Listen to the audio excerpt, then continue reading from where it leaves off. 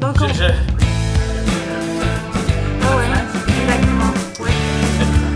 Donc, voici l'entrevue pour Presse Virtuelle, le journal étudiant. Êtes-vous prêt à répondre à quelques questions? Je crois. Ok. D'accord. Donc, la première question, c'est... Depuis combien de temps êtes-vous enseignant? Depuis combien de temps? Si je me concentre très fort, je pourrais vous dire que je suis enseignant depuis 2011. Et... 4 ans. Oui, à vrai dire, j'ai commencé à Louisville. Après ça, j'ai été téléporté à la Louversière dans l'Ouest. Par la suite, on m'a mis sur un bateau et j'ai descendu le long du fleuve pour atterrir à Honoré-Mercier. Et depuis l'année passée, je suis présent ici. Lorsque vous étiez jeune, est-ce le métier que vous rêviez de faire plus tard? Très bonne question, Madame Martinez. À vrai dire, j'ai toujours voulu être ninja. Au primaire, sérieusement, je voulais, à la suite de nombreuses lectures de films, des arts martiaux, les shurikens, etc., le ninjutsu, qui est l'art martial des ninjas. Au Japon, je trouve ça très très intéressant jusqu'à temps que j'apprenne qu'il y ait des tortues qui fassent ce genre d'art martial-là, et j'ai un peu décroché pour ensuite me diriger vers l'archéologie. Indiana Jones, Dr. Jones. Ce film-là, le premier à vrai dire, celui qui date de 1981, mais vu que j'avais 2 ans, je ne l'ai pas vraiment vu. Je l'ai vu un petit peu plus tard, autour de 86-87, et là j'ai été subjugué. Vraiment, comme dirait Queen, flabbergasté. En ce qui a trait au personnage. C'était un personnage vraiment unique en soi. Et particulièrement à cause de son lasso. Et ça me donnerait une idée pour les gosses. Mais bon, ça va savoir un peu plus tard. Mais j'ai toujours voulu être archéologue jusqu'à temps que je me décide d'être enseignant. Donc, quel rêve ou quel projet souhaiterez-vous faire avant votre mort? Ah, excellente question, Madame Sabrina. Quel projet? Eh bien, j'ai plusieurs projets. En soi, j'aimerais, et ça c'est vraiment un peu sur un projet familial, visiter les 7 nouvelles merveilles du monde. Bien qu'il ne soit pas reconnu par l'UNESCO, je trouve quand même cependant que ces merveilles sont des merveilles.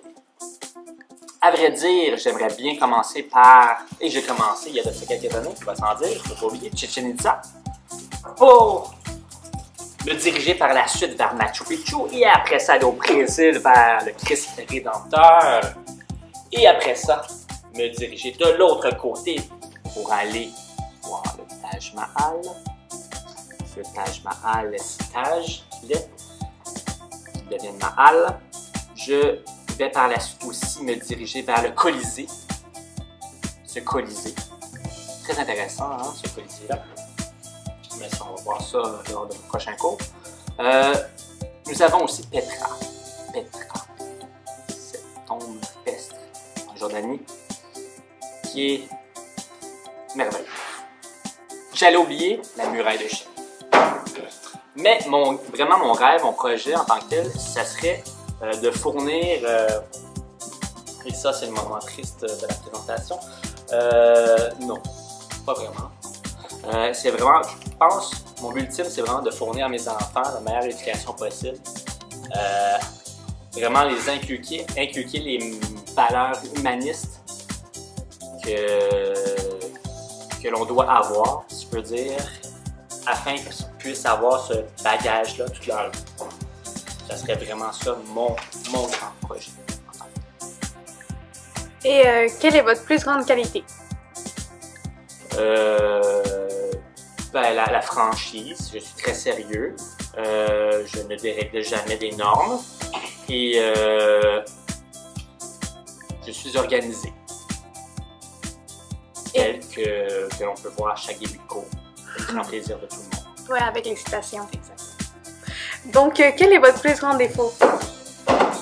Ben, tu sais, ça, non, je n'ai pas. Sauf celui d'être hyper rancunier. Donc, non, je suis peut-être, j'ai un brin, ouais, je suis un peu rancunier. Mais, tu te dis qu'après une nuit de sommeil, ça va, c'est fini. Qui était votre idole de jeunesse? Mon idole.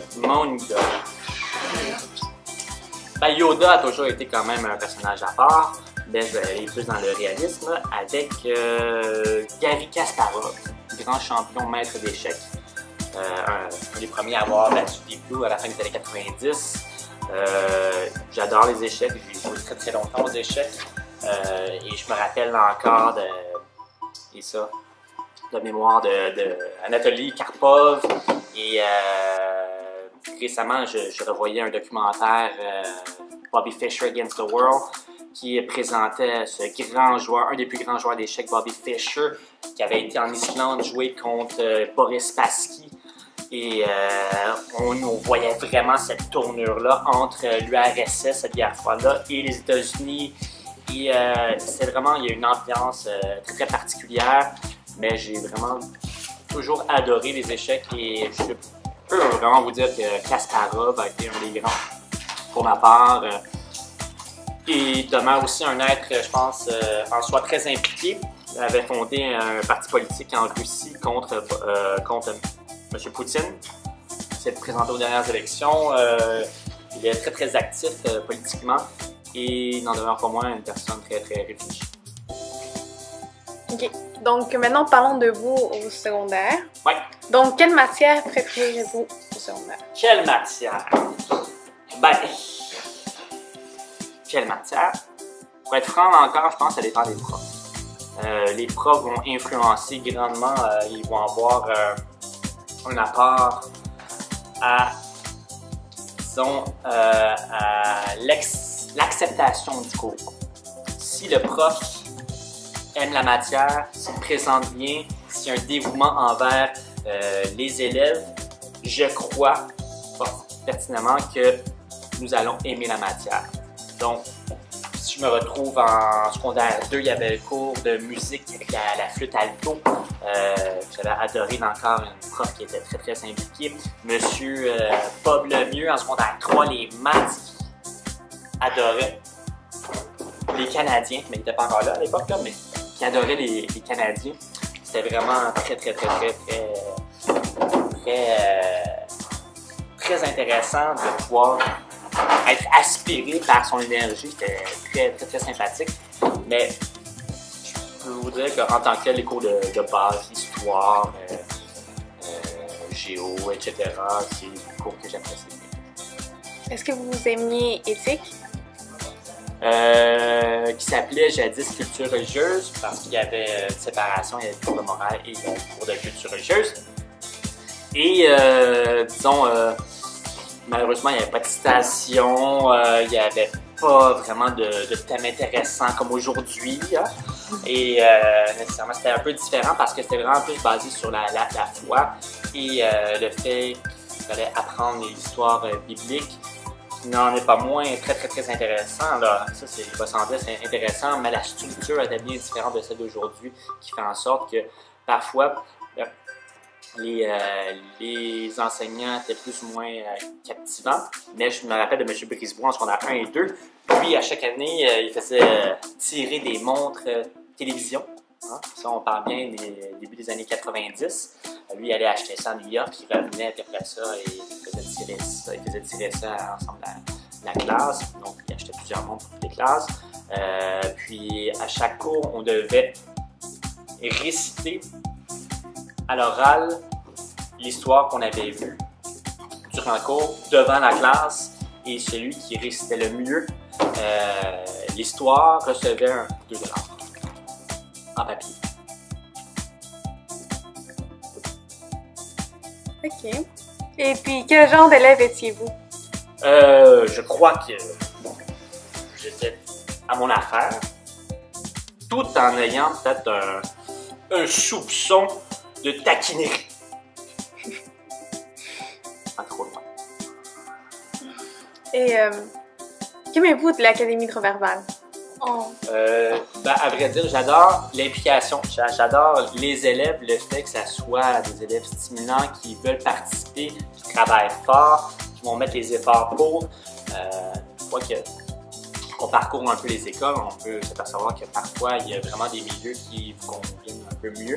Et je crois que le milieu de l'académie me convient quand même bien, sachant qu'il y a du support à gauche et à droite entre collègues avec la direction, mais vraiment c'est plus, je crois, centré vers la part des élèves qui sont vraiment dévoués à leur affaire, eux aussi, franchement, organisés, qui veulent, je pense, aussi atteindre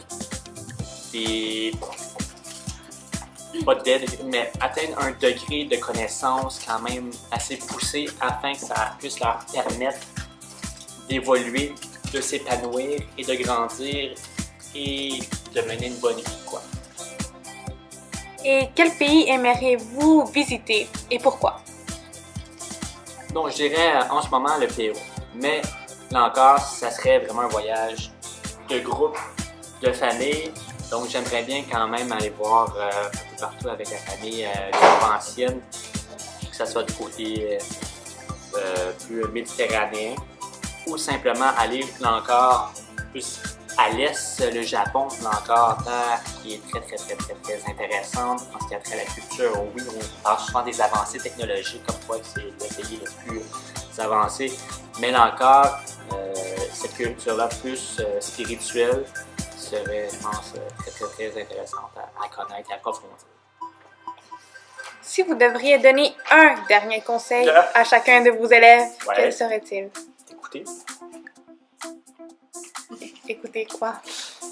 Écoutez vos amis, l'ensemble, ce que l'environnement vous donne, ce que le prof vous transmet, et filtrer le tout, il va sans dire.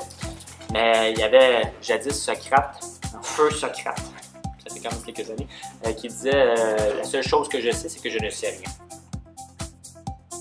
Et c'est Platon qui a dit ça, il va sans dire parce que Socrate encore là. Mais n'empêche que, à savoir que les connaissances, je crois, c'est des balises, des fondations importantes pour tenir la structure qui est votre vie. Et si vous avez une bonne structure, là encore, ça va être difficile de déséquilibrer le tout. Et ça va être facile aussi de contenir, là encore, le tout. Et vous allez vraiment, mais vraiment, ça va vous permettre d'évoluer de monde-là qui est très diversifié et qui est hautement riche.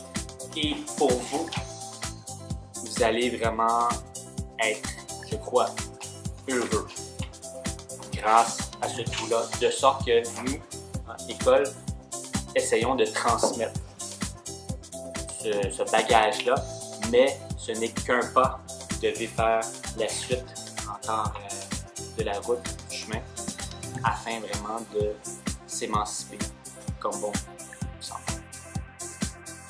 Donc, merci beaucoup, M. Saint-Marie, pour l'entrevue. C'est déjà fini. Vous voulez continuer? Est-ce que vous avez quelque chose à ajouter?